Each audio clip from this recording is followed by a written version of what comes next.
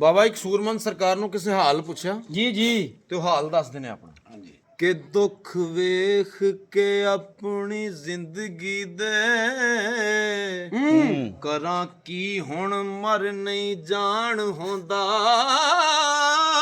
ਕੀ ਬਾਤ ਹੈ ਕੋਈ ਅਫਸੋਸ ਨਹੀਂ ਲਿਖੇ ਆਪਣੇ ਤੇ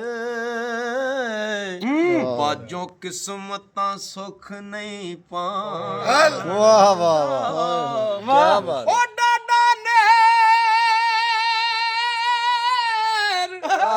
ਵਾਰ ਵੀਰਾਨ ਦੁਨੀਆ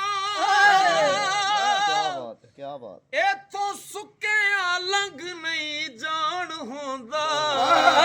ਔਰ ਰਹਿੰਦੀ ਚੁੱਪ ਵੀ ਨਹੀਂ ਕਸੂਰ ਸੂਰਮਨ ਦਾ। ਕੀ ਬਾਤ ਹੈ ਨਹੀਂ ਆਪਣਾ ਹਾਲ ਸੁਣਾਣ ਹੁੰਦਾ ਕੀ ਬਾਤ ਵਾਹ ਵਾਹ ਵਾਹ ਵਾਹ ਵਾਹ